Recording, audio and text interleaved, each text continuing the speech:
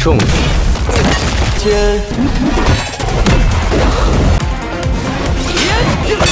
让我拿出给我从小技，别只是迟早三 P 撒。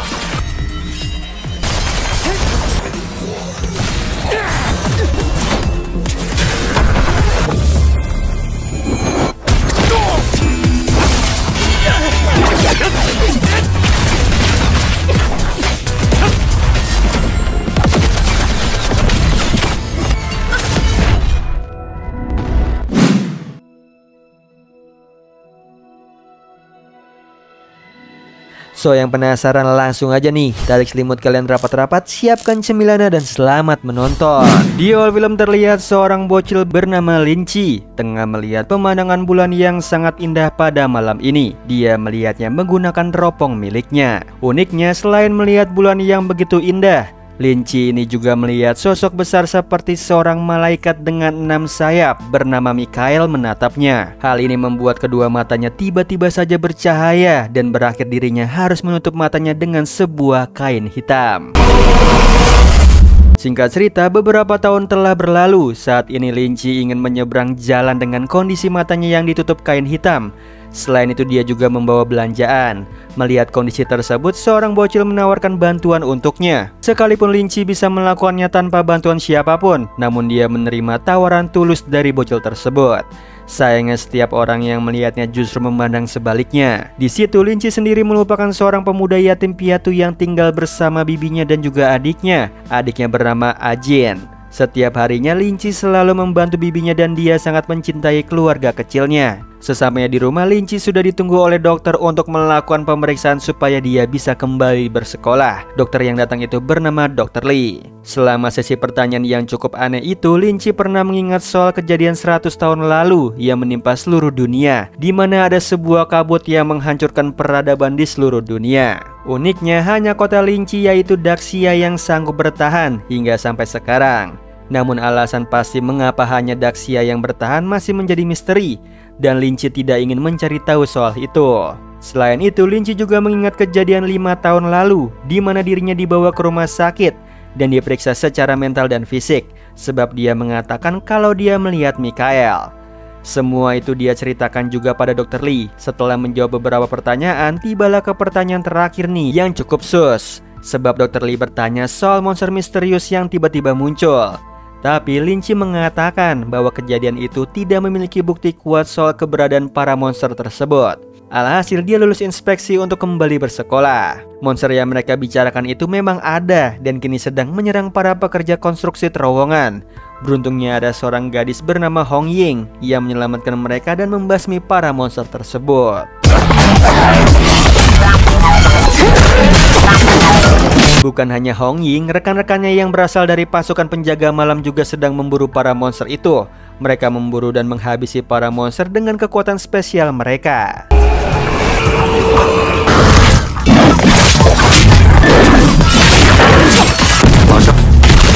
Selain menghabisi para monster, pasukan penjaga malam juga sedang mencari orang dengan sebutan sebagai wajah berhantu, sebab dia adalah dalang di balik monster tersebut. Di antara mereka semua ada seorang pria bernama Lao Zhao. Tidak seperti rekannya yang lain, Lao Zhao tidak memiliki kemampuan super bernama reruntuh terlarang. Alhasil dia sempat kesulitan mengejar para monster itu. Di sisi lain, rekan-rekannya sudah menyelesaikan di bagian terowongan dan tidak lupa membuat para pekerja konstruksi itu melupakan semua kejadian tersebut. Setelah itu mereka pergi. Berbeda dengan Lao Zhao, dia masih berusaha nih. Sialnya dia keduluan Hong Ying. Alhasil para monster itu sudah dihabisi oleh gadis itu. Malamnya Linci kembali ke kamarnya. Dia berusaha untuk membuka matanya sebab dia tidak buta dan hanya takut melihat sosok Mikael. Bahkan setiap malam dia selalu bermimpi tentang sebuah gedung dengan pintu raksasa yang tertutup rapat. Namun malam ini Linci ingin membuka pintu itu dan mulai menghadapi ketakutannya. Besoknya Linci kembali bersekolah seperti biasa, bertemu teman-teman dan belajar bersama hingga sore hari. Hari sudah malam nih, Linci pulang bareng teman-temannya. Sialnya, tiba-tiba ada monster yang muncul dan berusaha untuk mengejar mereka. Bahkan Linci juga ikut menjadi korban. Sementara itu, pasukan penjaga malam tengah meminta Lao Zhao untuk membuat segel supaya para monster tidak dapat kabur.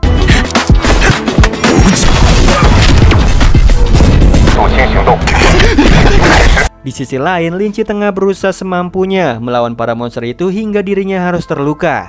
Bukan hanya terluka, bahkan hidupnya sudah diambang kematian. Di saat yang sama, kekuatan di dalam dirinya berhasil ia awakening,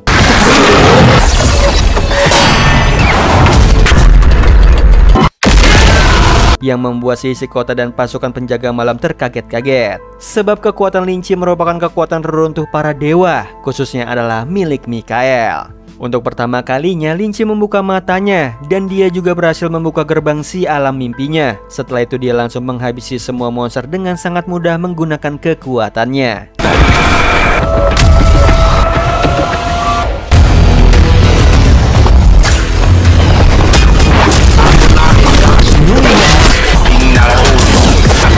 Di tengah pertarungan tersebut datanglah Lao Zhao dan dia membantu Linci menghabisi para monster dengan gaya kerennya.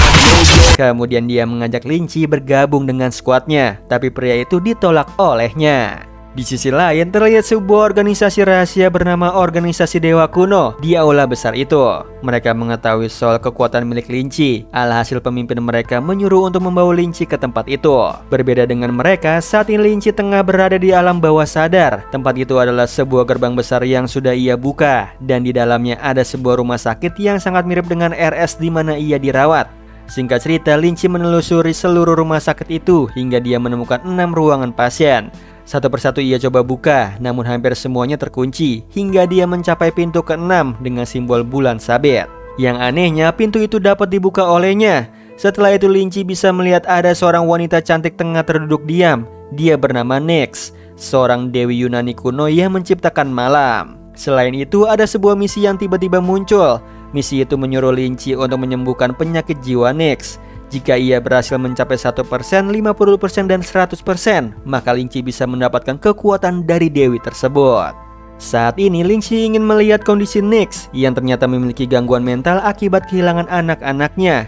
Hal ini membuat Linci juga mencari tahu nih bagaimana cara mengobati penyakit wanita itu di dunia nyata. Sementara itu Lao Zhao juga tengah mencarinya di sekolah, tapi dia selalu gagal. Sedangkan Linci masih berusaha mengobati Nyx. Hingga suatu malam Linci berhasil membuat progres, sebab di hadapan Nyx yang sangat terpukul akibat kehilangan anaknya, Thanatos, Linci mengaku bahwa dia adalah anak Nyx. Alhasil Linci berhasil membuat progres hingga 3% dan mendapatkan kekuatan.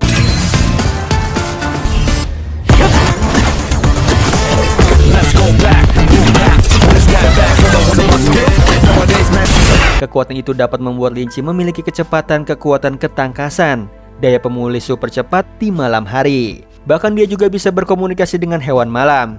Sehabis itu Linci tengah beristirahat sejenak, lalu datanglah seekor kelelawar dan memberitahu soal bahaya adanya monster yang dibawa menggunakan mobil box. Alhasil dia pergi untuk memeriksanya di gudang kontainer. Singkat cerita, Linci memeriksa dan membuat monster itu mengamuk. Sialnya lagi, supir tersebut juga datang. Hal ini memicu pertarungan di antara Linci versus supir dan para monster yang keluar.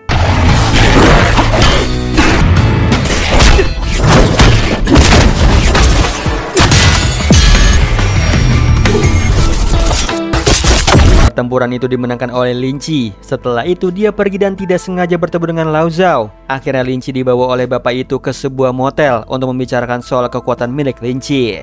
Di sana Lao Zhao sempat menceritakan awal mulanya kabut hingga kemunculan monster pertama, yaitu Leviathan. Hal ini memicu malaikat Mikael menghunuskan pedangnya ke arah gunung api, tempat di mana Lucifer ditahan. Setelah kejadian itu, para peneliti mencari tahu nih tentang dewa Daxia. Namun mereka semua hilang. Mungkin ini ada hubungannya dengan alasan Daxia bertahan dari kabut. Tapi hal tersebut juga memicu perangnya antara para dewa barat dengan Daxia. Di sisi lain, para rekan Zhao tengah memeriksa di gudang kontainer dan menemukan tubuh para monster dan supir yang diikat. Dia melaporkannya kepada pemimpin tim penjaga malam. Sementara itu, Zhao sedang menceritakan kepada Linci tentang reruntuhan terlarang dan juga reruntuhan dewa yang dimiliki oleh Linci. Selain itu, Lao Zhao juga menjawab pertanyaan Linci soal dirinya yang merupakan seorang manusia tanpa kekuatan reruntuhan dan hanya seorang pasukan dengan keahlian khusus. Setelah itu Zhao masih terus mengikuti Lin Chi dan berusaha membujuknya untuk bergabung dengan penjaga malam. Sayangnya bapak itu selalu ditolak secara halus. Namun dia terus berusaha membujuk Lin Chi, hingga Lin Chi harus menolak bapak itu dengan penuh hormat dan memberitahu soal alasannya menolak sebab Lin Chi hanya ingin melindungi keluarga kecilnya, yaitu bibi dan juga adiknya. Hal ini membuat Zhao kepikiran. Di sisi lain, wajah berhantu sedang pergi ke sel tempat para monster. Singkat cerita, dia memberikan makanan dengan kekuatan pada para monster. Sementara itu Lin Chi baru sampai rumah nih, tapi dia dikagetkan oleh kehadiran Zhao yang sedang membantu keluarganya. Melihatnya, Lin Chi membawanya ke kamar untuk berbicara secara empat mata. Di situ Zhao tahu rumah Lin Chi dari sebuah koin miliknya yang berada di Lin Chi. Singkat cerita, Zhao kembali berusaha membujuk Lin Chi. Dia juga menceritakan tentang dirinya yang mirip dengan Lin Chi. Namun Zhao berjanji akan mengurus keluarga kecilnya jika Lin Chi mau bergabung dengan penjaga malam, bahkan memberi Lin Chi uang militernya. Namun sayang dikembalikan nih oleh Lin Chi. Setelah itu Zhao berpamitan untuk pulang. Sesaat Zhao akan pergi, Lin Chi memanggilnya dan mengembalikan koin miliknya. Setelah itu Zhao pergi untuk misi. Misinya adalah untuk membuat penghalang supaya monster kuat itu tidak dapat pergi. Ketika Zhao melihat situasinya saat ini, temannya Sang Man menyuruh pergi. Namun Zhao tidak akan pergi. Zhao bersikeras untuk menahan serangan monster itu hingga bantuan datang. Sebab Zhao sangat peduli pada masyarakat yang tinggal di kota itu, terutama Lin Chi dan keluarganya. Akhirnya Zhao berusaha menghadapi monster kuat itu sendirian.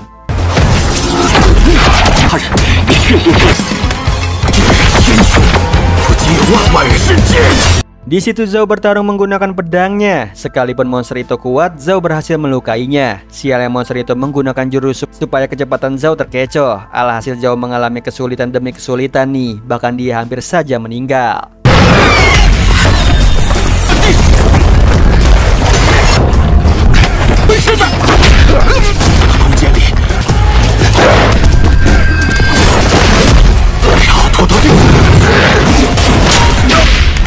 Sementara itu, seekor kelelawar memberitahu Lin Chi soal kondisi dari Zhao melawan monster kuat tersebut. Mendengar hal itu, Lin Chi langsung bergegas pergi ke sana. Yang benar aja, Zhao sedang berada di ambang kematian. Namun dia tidak mudah menyerah nih. Zhao masih melakukan perlawanan dengan senjata rahasianya, yaitu dewa dan hantu. Dengan kekuatan terlarang itu, Zhao berhasil membalikkan keadaan dengan keren. Tidak lama kemudian datanglah Lin Chi. Namun monster itu masih berdiri. Alhasil Zhao akan menghabisinya dengan tebasan pedang ini di hadapan Lin Chi.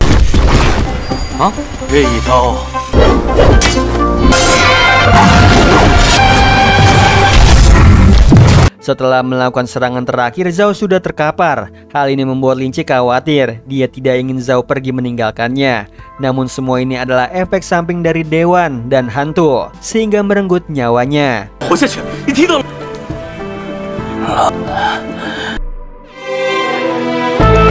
Hal ini membuat Lin Chi sangat terpukul. Di saat seperti itu monster tersebut masih bangkit. Namun kesedihan dan kemarahan Lin Chi berhasil membuat monster tersebut terbelah tak berdaya.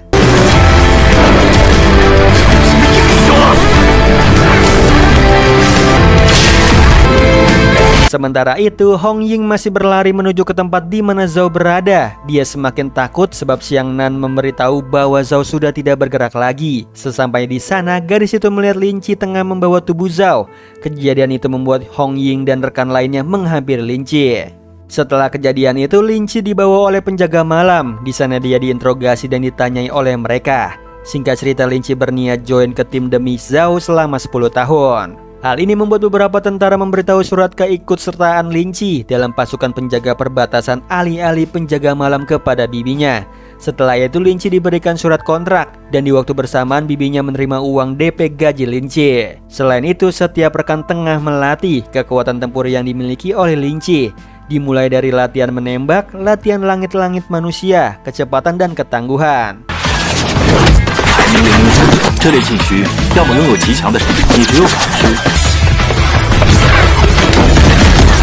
Awalnya latihan itu terkesan sulit untuk Lin Chi, namun dia bisa berkembang dengan sangat cepat seperti sebuah keajaiban, kecuali hal menembak. Kekuatan keajaiban yang dimiliki oleh Lin Chi memang luar biasa, namun juga bisa berbahaya jika jatuh ke tangan gereja dewa kuno. Sebab mereka ingin memakan para pengguna reruntuhan nih, khususnya Lin Chi. Selain itu, pendiri dari gereja dewa kuno merupakan 3 dewa besar yang jahat, yaitu Brahma, Hela, dan Hades. Mereka berniat menguasai dunia setelah kabut dengan merekrut orang-orang yang memiliki kemampuan reruntuhan.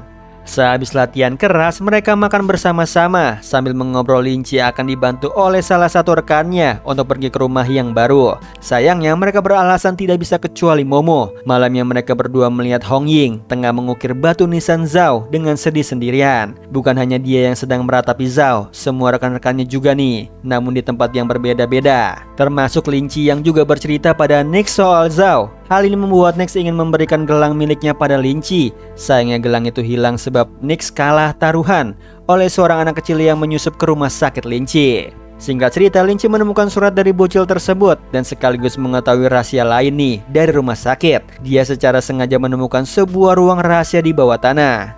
Di sana dia melihat monster yang sudah membuat Zhao pergi untuk selamanya sedang terkurung.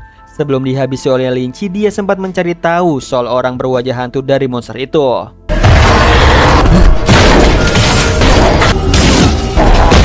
Setelah itu Linci berniat untuk latihan pedang dengan ketua tim. Kini pedang bintang milik Zhao dipegang olehnya. Dia berlatih kemampuan pedang hingga mengerti teknik pedang miliknya sendiri dan membuat ketua tim senang.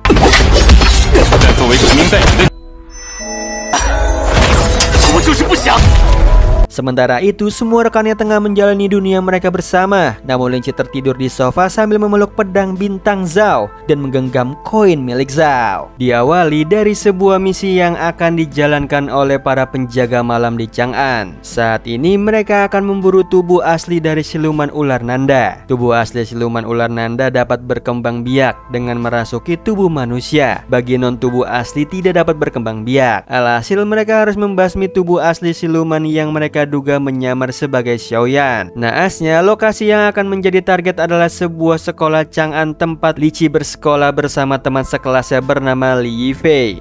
Singkat cerita, mereka dibagi menjadi beberapa kelompok dalam menuntaskan misi ini. Tim yang ada di sekolah yaitu Qi, Hong Yi, Nan, dan juga Yifei. Selama perjalanan memasuki sekolah lewat belakang, Yifei sempat teringat saat kejadian monster menyerang mereka. Sebelumnya dia sempat dihilangkan ingatan oleh Mo, tapi sepertinya itu gagal. Keberadaan Yifei bersama mereka sebab Yifei ingat tentang penyerangan itu dan melapor ke polisi. Namun polisi justru membawanya kepada pasukan pemburu malam. Alhasil dia ada di tim saat ini. Di sisi lain, Mo dan juga Suan tengah mempersiapkan penghalang supaya para monster tidak kabur. Bahkan Xiangnan dan Kapten Mu Ye juga sedang menjalankan tugasnya. Kembali ke Kie, kini dia bersama tim sedang mempersiapkan strategi paling aman untuk menangkap dan menghabisi seluruh siluman ular Nanda. Alhasil mereka membagi ke dalam dua tim lagi, di mana Kie bersama Yifei sedangkan Hong Ying dan Nan pergi mencari kamar Suji di asrama putri. Saat ini mereka sempat kesulitan mencari siapa di antara para murid yang merupakan siluman ular Nanda. Namun dengan kemampuan persepsi visual, Kie bisa melihatnya dengan mudah. Sementara itu Nan dan juga Hong Ying sudah sampai di kamar milik Suji. Kagetnya mereka menemukan skin tergantung di jemuran dan memberitahu semua tim.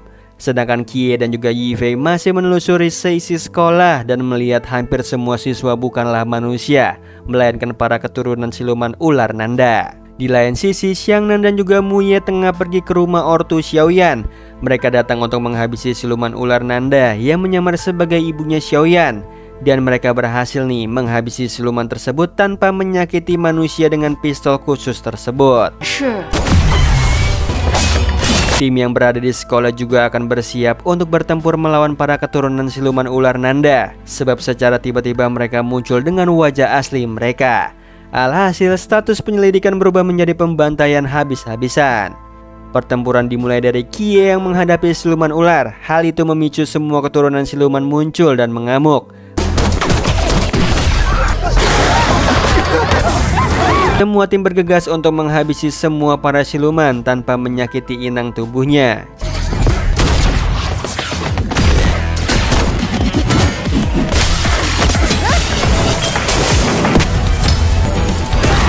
Kembali ke Kie dan juga Yifei, mereka tengah pergi ke lantai atas untuk membantu para siswa. Di dalam lab biologi terdapat satu siluman ular. Namun para siswa tidak membiarkan mereka masuk sebab siswa tersebut tidak menyadari adanya siluman di dalam. Beruntungnya ada King Yu dan juga peluru dari Swan. Akhirnya mereka berhasil melumpuhkannya dan King Yu juga ikut membantu mereka. Setelah itu King Yu membantu Kie mencari tubuh asli siluman ular Nanda. Bahkan para jenius seperti King Ye mengajari Kie menembak. Selanjutnya mereka segera pergi ke ruang musik untuk dapat menangkap Xiaoyan. Di sana ada beberapa siswi termasuk Suji. Singkat cerita, Xiaoyan bukanlah tubuh asli dari siluman ular Nanda. Tubuh aslinya tidak lain adalah Suji. Sialnya, Suji akan segera menyerang Kie. Namun dia dihalangi oleh Yifei. Alhasil Yifei harus kehilangan satu lengannya. Hal ini membuat Kie harus terlibat pertarungan dengan Suji. Di sisi lain, para keturunan siluman tersebut sudah menyebar. Satu-satunya cara menghentikannya adalah dengan membunuh Suji. Beruntungnya Kie dibantu oleh Xuan berhasil mengalahkan Suji.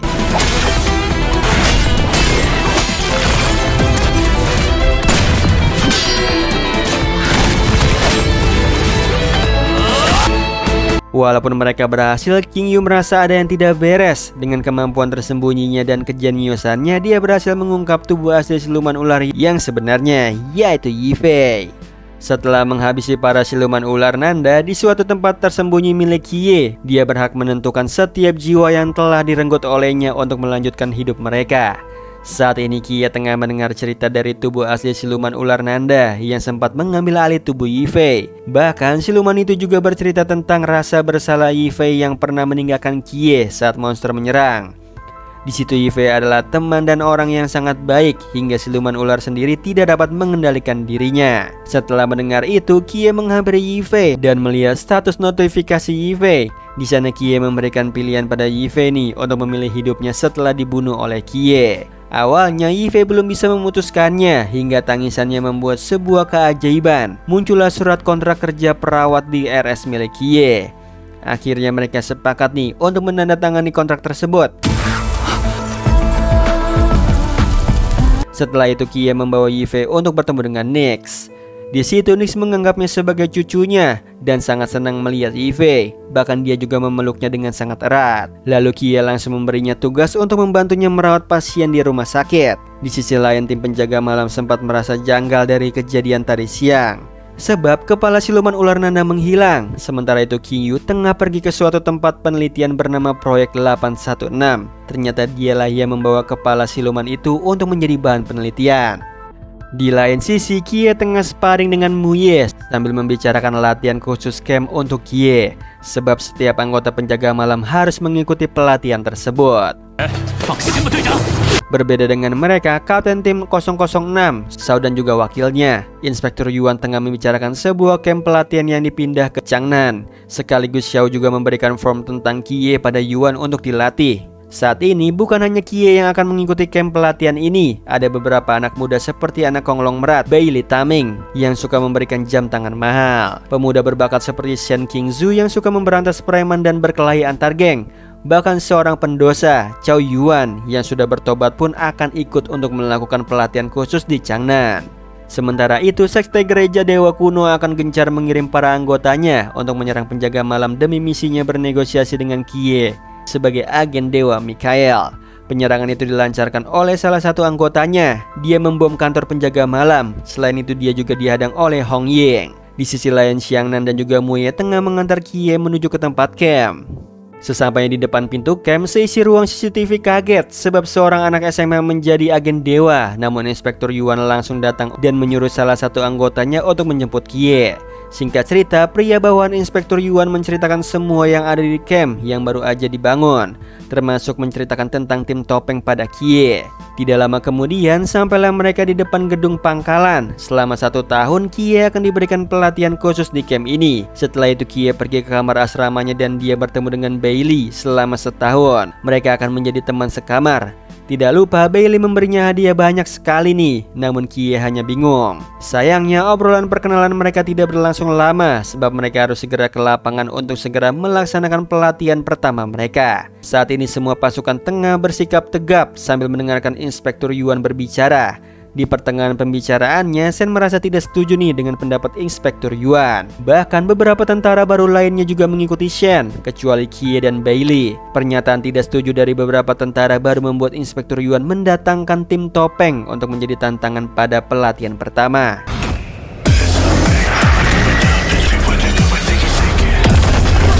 Kedatangan tim misterius tersebut berhasil membuat beberapa tentara baru kewalahan. sebab kemampuan mereka masih dirahasiakan. Singkat cerita, tantangan kali ini yaitu bagi mereka yang berhasil membuka topeng dari tim topeng ini, maka mereka dinyatakan lolos. Tidak lama kemudian, tantangan ini sudah dimulai nih. Hampir sebagian dari tentara baru berhasil dirobohkan oleh tim topeng, dan sisanya melarikan diri.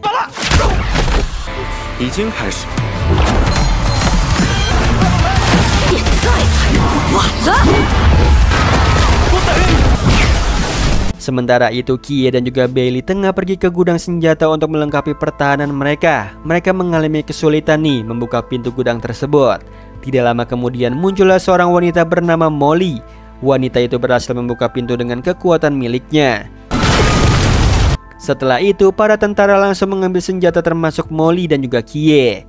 Singkat cerita, Kie mengajak Molly untuk bekerja sama dalam tantangan ini. Mereka juga berkenalan nih. Sialnya mereka kedatangan seorang anggota topeng yaitu Yue Gui. Berkat kemampuan persepsi visual Kie, mereka bisa mengetahui Yue dan menangkis serangannya. Di situ Kie juga tengah menganalisis kemampuan milik Yue dan memberitahunya pada rekan-rekannya. Lalu mereka semua berencana untuk melepas topeng Yue bersama-sama mumpung dia sendirian.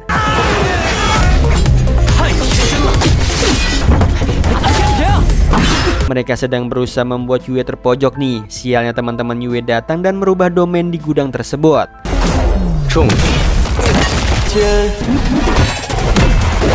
Alhasil mereka semua terjebak di domain yang diciptakan oleh tim topeng. Kini mereka harus menghadapi kelima tim topeng ini.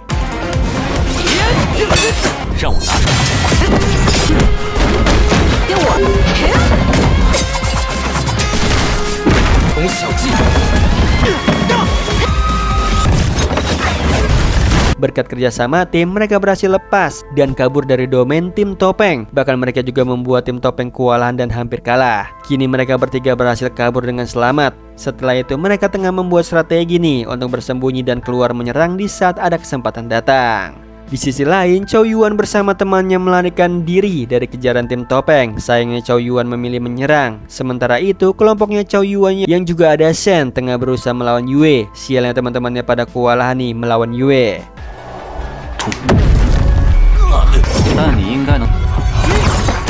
Rencana cerdiknya itu hampir saja berhasil dan harus gagal karena salah satu anggota tim topeng Qiang Wei datang dan menghancurkan rencana itu. Namun rencana itu masih berlanjut sebab Shen berencana menipu Yue. Di lain sisi, Muye tengah menelepon seseorang dan memberitahu soal kemunculan para anggota gereja dewa kuno. Beruntungnya Hong Ying berhasil nih menangkap satu dan dia bersiap untuk menginterogasinya dengan cara yang sangat keras. Kembali ke pertarungan antara tentara baru melawan tim topeng. Saat ini Shen masih berusaha untuk menyerang Wei dan juga Gui. Sayangnya Shen sempat gagal, ditambah tim topeng kembali bersatu lagi. Namun dia tidak menyerah nih dan melancarkan rencana lain yaitu menjebak tim topeng. Di situ tim topeng sudah terkepung oleh para pasukan tim Shen. Trik ini sempat membuat tim topeng kewalahan untuk menahan serangan bertubi-tubi dari semua pasukan di segala arah. Karena melihat timnya terdesak, Wang Mian sebagai kapten tim topeng turun tangan nih. Dengan kekuatan pengendali waktu miliknya dan tebasan bayangannya, tim topeng berhasil membalikkan keadaan.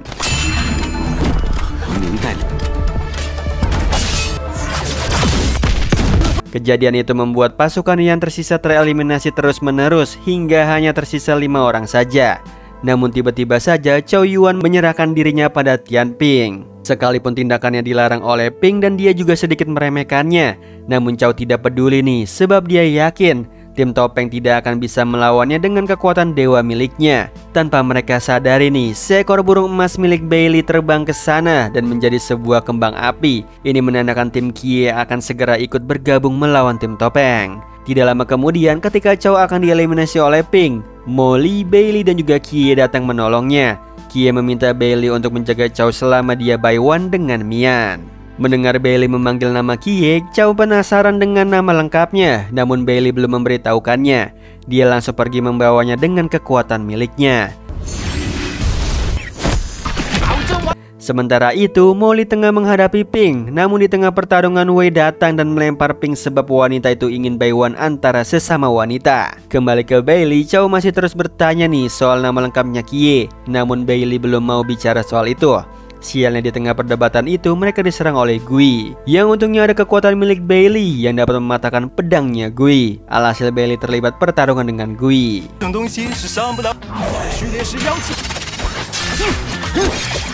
Karena Bailey akan serius melawan Gui, dia meminta Chow untuk tetap berada di dalam tali miliknya.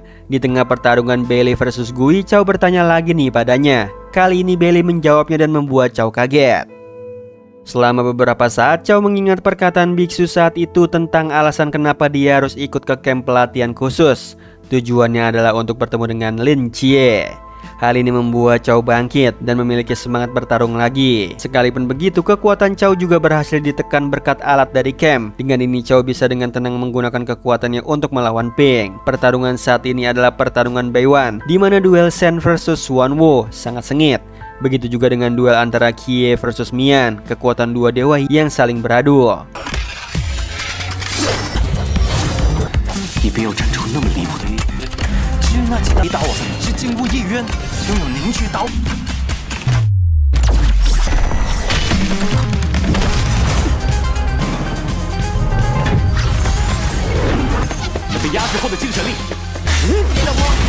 Di situ Kie bertarung sambil mengingat semua informasi tentang kekuatan yang dimiliki oleh Mian. Tujuan pertama Kie adalah untuk menyegel sementara pedangnya Ye Yuan yang digunakan oleh Mian.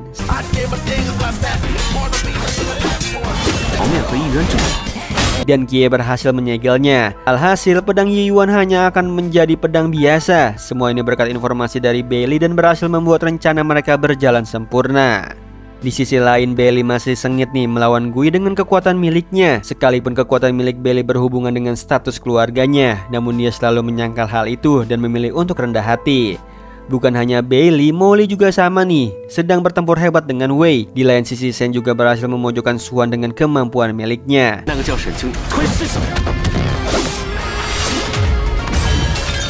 Sementara itu, Chow Yuan mulai untuk membangkitkan kekuatan misterius miliknya. Ternyata kekuatan miliknya berasal dari Raja Hitam.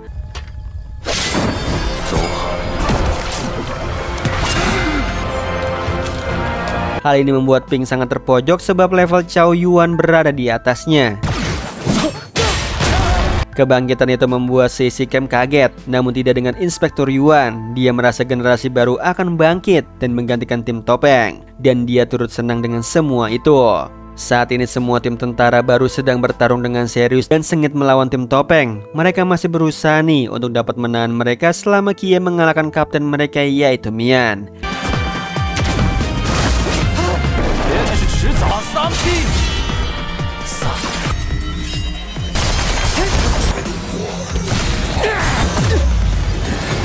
Sementara itu, Kie masih bertarung dengan epik nih dan sengit melawan Mian, sebab mereka adalah pengguna kekuatan dewa, di mana Kie bersama kekuatan Mikael dan Mian bersama kekuatan Dewa Waktu.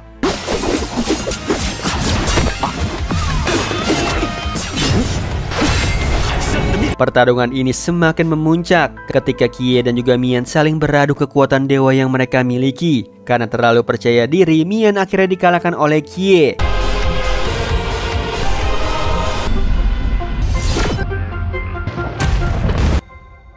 Dia juga berhasil membuat topeng Mian terbelah dan secara teknis Kie lah pemenangnya. Dewa film Kie berhasil nih mengalahkan Mian. Sayangnya Ping dalam bahaya sebab Chow kehilangan kendali dan berusaha mengejarnya. Hal ini membuat Kie dan Mian berusaha membantu untuk menyegel kembali kekuatan Chow yang sangat berbahaya itu.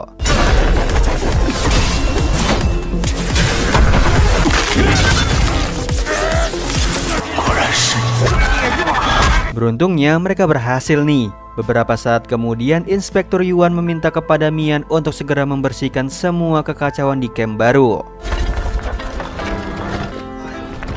Semuanya kembali seperti semula karena kekuatan milik Mian. Setelah itu mereka semua beristirahat di kamar masing-masing. Paginya Inspektur Yuan tengah berbicara dengan Mian soal keputusan yang dipilih oleh Kie. Inspektur Yuan meminta kepada peserta yang menang untuk merahasiakan kemenangan Kie. Namun sayangnya Kie menolak permintaan itu dan yakin bahwa keputusannya tidak akan mengubah sikap para peserta lainnya terhadap Inspektur Yuan. Sekalipun Inspektur Yuan menerima keputusan Kie, namun dia masih berharap Mian yang menang. Sementara itu di asrama, semua peserta yang lolos tengah bersiap nih untuk aktivitas pagi mereka. Sesudah itu mereka harus latihan fisik supaya mereka bisa menjadi pasukan penjaga malam yang hebat.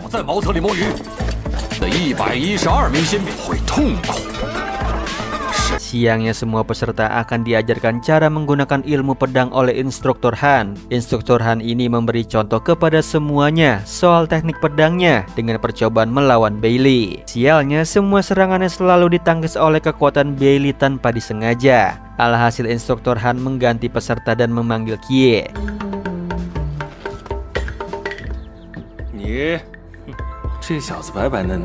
Sialnya lagi, dia selalu memilih peserta yang lebih kuat darinya. Kali ini pun Instruktur Han kalah lagi.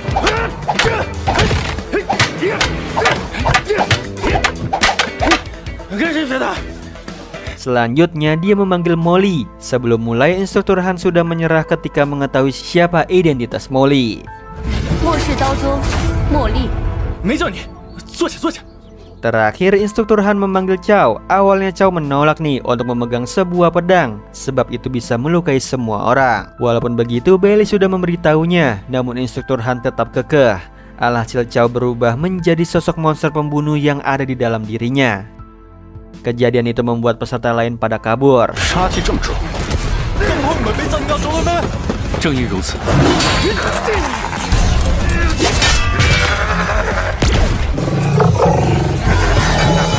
Sedangkan Instruktur Han sedang berusaha menahan serangan dari Chow yang lepas kendali. Melihat Chow kehilangan kendalinya, Bailey, Shen, Molly, dan juga Kie bekerja sama nih untuk menyegel Chow. Berkat kerjasama tim, mereka berhasil menyegel Chow.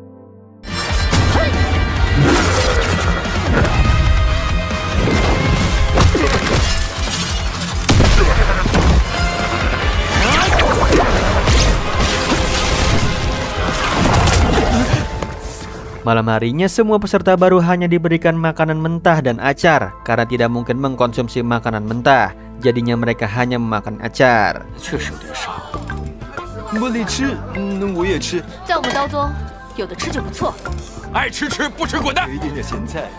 Tidak lama kemudian, Chow menghampiri Kie nih dan ingin memberikan acarnya untuk Kie. Hal ini membuat Kie penasaran dengan tujuannya melakukan hal itu. Singkat cerita, Chow menceritakan alasannya kepada Kie nih bahwa dia ingin Kie membantu menghapus semua dosa di masa lalunya. Namun Chow tidak ingin memberitahu soal dosa-dosanya kecuali bicara pribadi dengan Kie.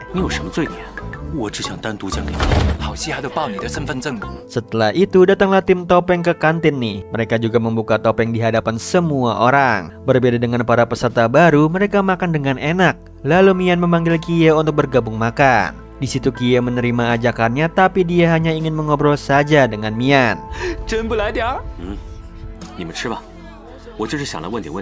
Di sana Kie bertanya soal kekuatan dewa yang dimiliki oleh Mian dan bagaimana dia mendapatkannya. Dengan tenang Mian membagikan ceritanya. Dia menceritakan pertemuannya dengan dewa waktu pada Kie.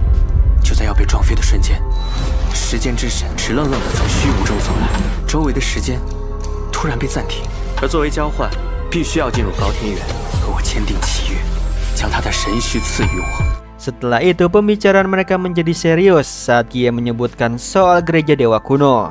Di situ Mian menceritakan soal niat jahat dari gereja dewa kuno yang terus-menerus mengejar setiap orang yang memiliki kekuatan dewa. Bahkan Mian pernah diserang sebanyak 4 kali. Namun dia berhasil lolos nih karena dia memiliki rekan-rekan yang bisa dipercaya. Dia berpesan pada Kie untuk mencari rekan yang bisa dipercaya seperti Mian dengan tim topeng. Sialnya belum juga selesai berbicara dengan Mian, Kie dan semua peserta baru tiba-tiba pingsan. Ternyata semua ini sengaja dilakukan oleh Inspektur Yuan nih demi menjalankan pelatihan khusus. Di mana mereka harus segera mencapai titik yang sudah ditentukan sebelum fajar tanpa menggunakan kekuatan dewa. Dan jika tertembak 5 kali oleh drone akan segera tereliminasi.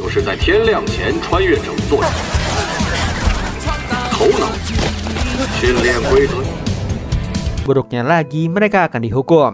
Saat ini mereka tengah berlari nih dan berpencar. Hanya Bailey dan juga Molly yang kabur bersama-sama. Di sebuah dimensi waktu, Nix tengah menggendong anaknya sambil kaget melihat Kie terus berlari. Sementara itu Kie memang masih terus berlari dari kejaran drone dan dia bertemu dengan Chow, lalu mereka bersembunyi. Lain sisi, Sen bersama kelompoknya juga tengah berlari dari kejaran drone. Bahkan Bailey dan juga Molly juga sambil menaiki mobil. Sialnya, mobil yang mereka naiki harus terguling. Di waktu yang bersamaan, semua sistem di gunung tersebut sengaja dirubah oleh Inspektur Yuan, yang mana membuat Molly terjatuh ke air, namun tidak dengan Bailey. Dia selamat berkat Kie yang menolongnya. Setelah itu, mereka harus segera melarikan diri dari kejaran drone, sedangkan Sen masih berusaha melarikan diri sambil mencari salah satu temannya yang hilang. Kemudian malam hari sudah tiba nih, Sen masih berusaha untuk kabur sambil mencari salah satu temannya. Di situ Sen sangat peduli nih pada teman-temannya dan begitu pula sebaliknya. Di situ sudah banyak peserta yang tereliminasi dan telah menerima hukuman dari Inspektur Yuan.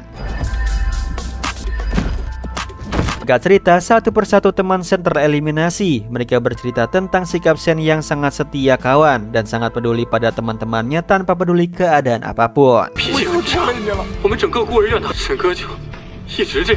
Ucapan itu juga terbukti nih dengan sikap Sen yang mulai menyerang drone demi temannya.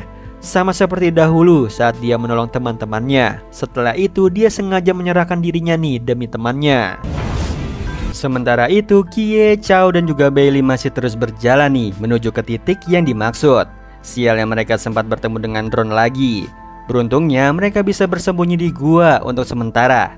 Selama di sana, Bailey pura-pura pingsan, sedangkan Kie dan juga Chow tengah mengobrol sebentar nih soal masa lalu Chow yang buruk. Namun di situ Kie berusaha menyadarkannya dan membantunya. Setelah itu, Chow dan juga Bailey berusaha untuk membantu Kie kabur dari kejaran drone dengan cara Bailey dan juga Chow sebagai umpan. Hal ini disetujui nih oleh mereka sendiri sebab mereka tidak mau mempersulit Kie.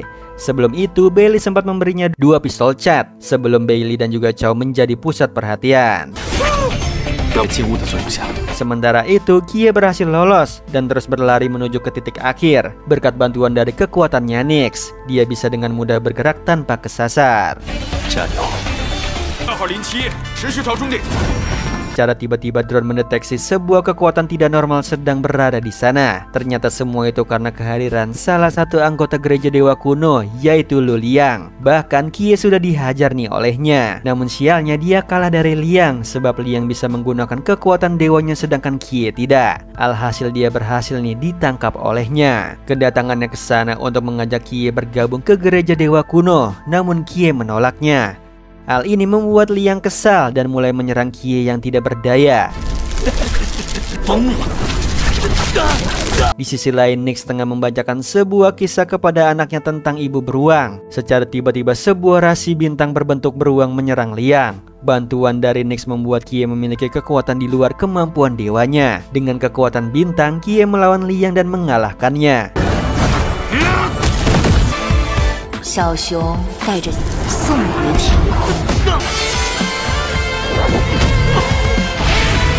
Setelah mengalahkan Liang, Kie sangat kaget nih sebab yang dia lawan adalah sebuah proyeksi. Itulah sebabnya Liang bisa menggunakan kekuatan dewa di gunung. Karena Kie berhasil mengalahkan proyeksi Liang, dia bisa diproyeksikan sementara waktu ke kuil gereja dewa kuno. Di sana dia bisa melihat isi kuil yang dipenuhi oleh semua pengikut bahkan perwakilan ketiga dewa besar pendiri gereja dewa kuno. Singkat cerita, ketua gereja dewa kuno secara ramah mengajak Kie bergabung, namun Kie menolaknya mentah-mentah. Setelah kembali ke Jiangnian, Kie mengalami luka di dalam akibat kekuatan yang telah ia gunakan. Semua itu dilihat oleh Inspektur Yuan secara diam-diam. Dia bersama para pasukan akan bersiap menunggu Kie nih sampai di titik akhir sebab Kie mulai bergerak.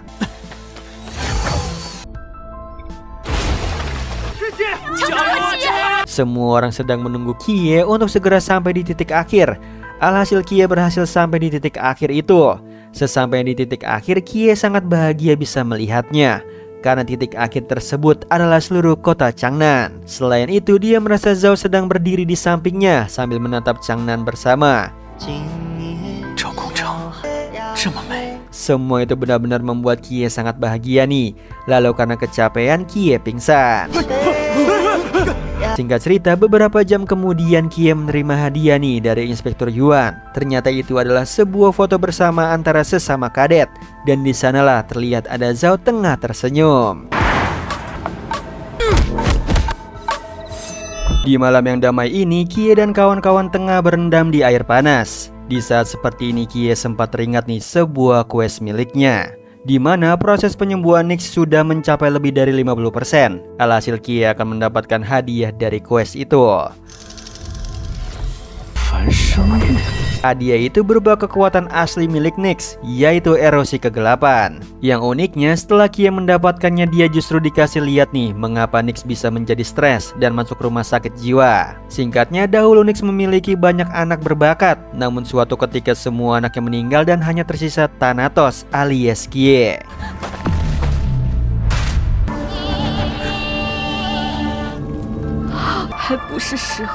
Sehabis melihat kejadian itu, Kie secara tiba-tiba kembali ke dunia nyata bersama dengan Nyx. Lalu Nyx mengajak Kie jalan-jalan dengan kemampuan dewanya.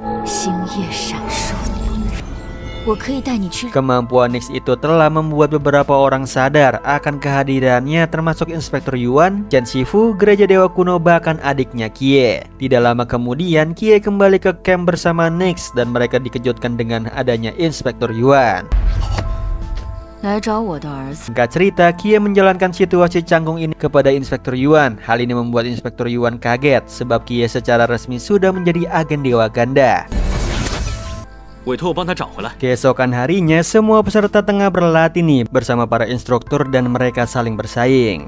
Di saat bersamaan, Muye datang dan memberitahu Inspektur Yuan bahwa di camp ada pengkhianat. Sehabis rapat penting itu, Inspektur Yuan meminta semua peserta baru untuk segera mengungsi. Rombongan itu akan dipimpin oleh Muye dan juga Hong Ying.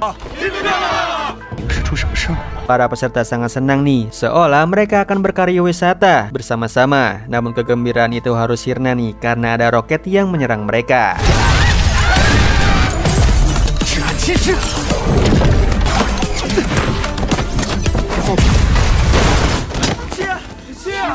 Di malam tahun baru Imlek, salah satu anggota Gereja Dewa Kuno yang bernama Han Shaoyun tengah bertemu dengan Muye. Mereka adalah teman lama namun berbeda tujuan. Mereka tengah membicarakan soal kejadian naas yang menimpa para peserta baru camp, khususnya soal keberadaan Kie setelah kejadian itu, sebab pemuda itu telah disembunyikan oleh Muye di suatu tempat. Selain itu, Han juga membicarakan tentang para anggotanya yang sudah mulai beraksi. Bukan hanya Han, anggota pasukan penjaga malam divisi Muye juga sedang beraksi.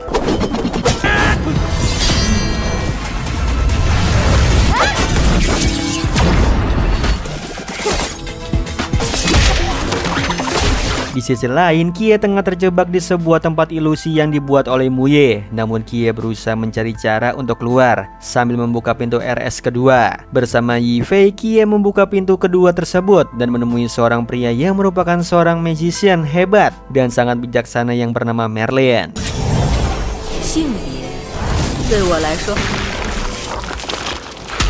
Setelah itu, Kie meminta bantuan pada Merlin nih untuk keluar dari tempat di mana tubuhnya tersegel. Singkat cerita, Merlin memberikan saran yang sangat baik dan juga sebuah peringatan untuk Kie. Di situ Merlin berharap Kie bisa bijaksana dalam memilih sebuah langkah. Kie mengerti penjelasan Merlin, namun ada satu hal yang Kie tidak paham nih, yaitu kenapa Merlin bisa berada di RS jiwa. Berdasarkan apa yang Kie lihat, seperti Merlin mengalami sebuah fase di mana dia tidak bisa membedakan dunia nyata dengan dunia imajinasi.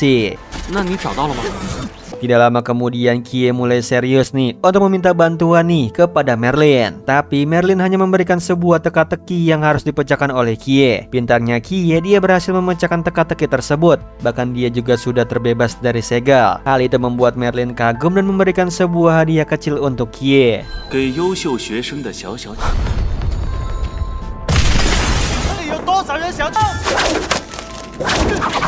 Di saat yang bersamaan, Bailey dan juga Chao tengah kesulitan melawan para anggota Gereja Dewa Kuno. Beruntungnya Kie berhasil datang dan mengalahkan ketiga anggota Gereja Dewa Kuno.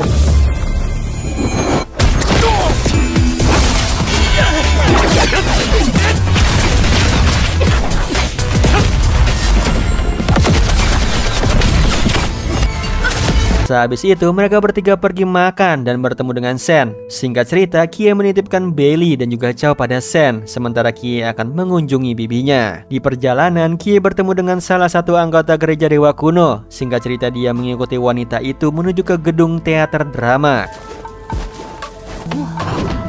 Sampai di gedung teater, Kie sangat kaget nih sebab wanita itu menjebaknya di dalam sebuah skenario drama bersamaan para boneka buatan wanita tersebut.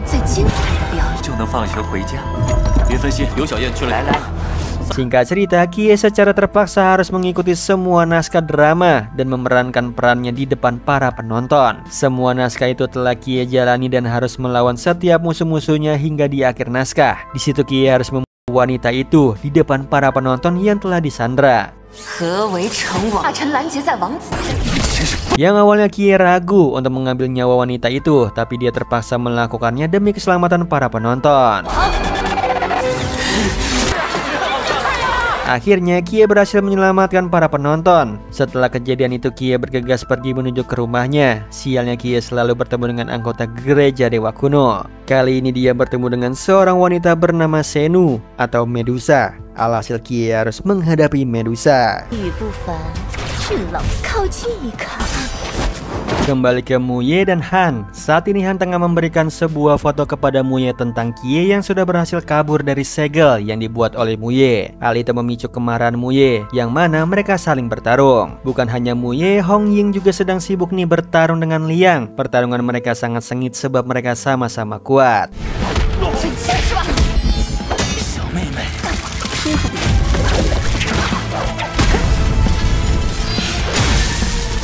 Di lain sisi, Wen Qimo, Xiangnan, Xiaonan, dan juga Xuan juga sedang berjuang nih melawan para anggota gereja dewa kuno. Sementara itu Bailey, Chao, dan juga Sen tengah asik main remi. Namun tiba-tiba mereka diserang oleh salah satu anggota gereja dewa kuno yang menguasai teknik petir.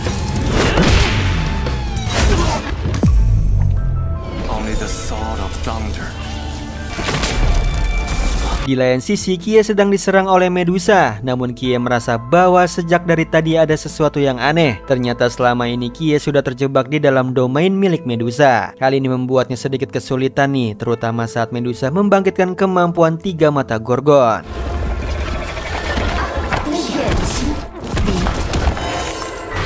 Yang beruntungnya King Yu berhasil menolong Kie dengan tikus peliharaannya. Singkat cerita, mereka bekerja sama untuk mengalahkan Medusa. Sementara itu, Sen dan juga Bailey masih berusaha mengalahkan pria bertuburan. Sama halnya dengan Muye, dia juga sedang serius menghadapi Han.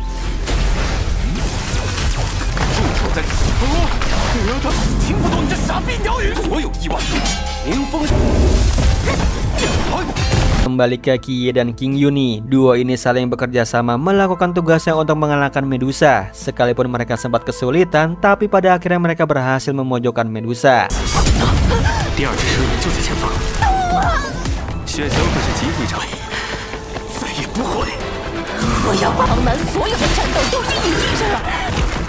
Walaupun begitu, Medusa sulit ditumbangkan nih, meskipun 2 kelemahan domainnya sudah dihancurkan. Hal ini membuat King Yu dalam bahaya. Untungnya ada Kie, dia berhasil mengalahkan Medusa. Yang sialnya, pertempuran itu belum juga usai. Secara tiba-tiba Medusa muncul dalam sosok kutukannya atau disebut proyeksi Medusa dan berusaha untuk melawan Kie.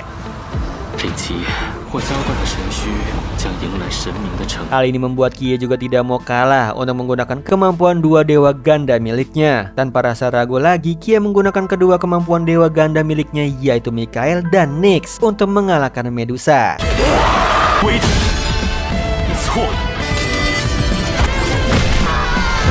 Yang akhirnya Kie berhasil mengalahkan Medusa dan mengembalikan King Yu. Naasnya, di saat dia lengah, Medusa mengirimkan kutukannya pada Kie. Kutukan itu membuat Kie kehilangan kemampuan dewa miliknya, sebab kutukan Medusa merampas semua dari Kie.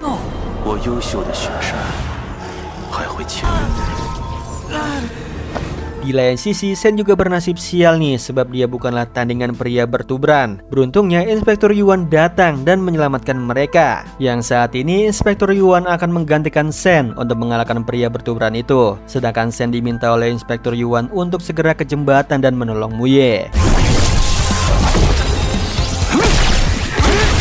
Sementara itu Muye mengalami kesulitan melawan Han, namun kesulitannya itu justru membuka sedikit segel dewa miliknya. Sekalipun Muye kembali bangkit untuk menyerang Han, nasa dia masih kesulitan nih hingga para anggotanya datang dan membantunya melawan Han bersama-sama. Kerjasama tim itu berhasil memojokkan Han. Di saat dia terpojok, Han justru mengerahkan semua kemampuan dewa miliknya. Kekuatan itu berhasil membuat badai besar yang sangat bahaya nih bagi kota Changnan. Hal ini membuat Muye mengaktifkan kekuatan dewanya.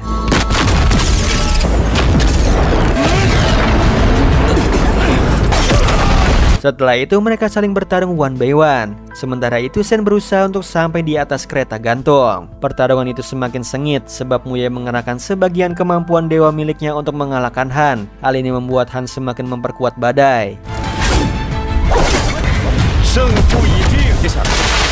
Untungnya Shen tiba di atas kereta gantung tepat waktu dan menghentikan badai itu dalam sekejap saja. Hal ini dijadikan kesempatan oleh Muye untuk melakukan serangan terakhir pada Han. Pertempuran ini dimenangkan oleh Muye.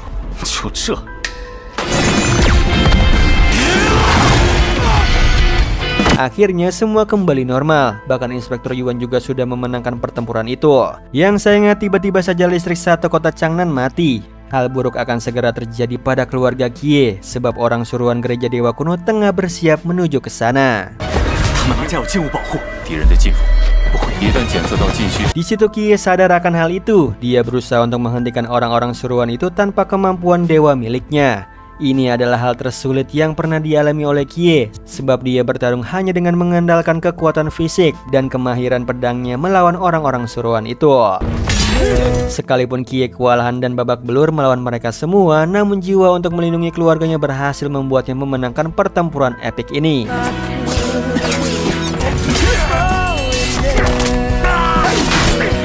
Selama pertempuran itu bibinya terus menghubunginya. Namun pada akhirnya Kie mengangkat telepon. Singkat cerita, kehilangan kemampuan itu sempat membuat Kie sedih dan ingin kembali ke keluarganya. Namun sebuah keajaiban terjadi. Hadiah yang diberikan oleh Merlin tiba-tiba terbang dengan sendirinya dan membuat petasan besar di seluruh kota. Bahkan berkat hadiah itu juga kekuatan dewa milik Kie kembali. Semua orang sangat bahagia nih dan lega sebab di malam tahun baru Imlek ini mereka berhasil melindungi seisi kota dari ancaman gereja dewa kuno.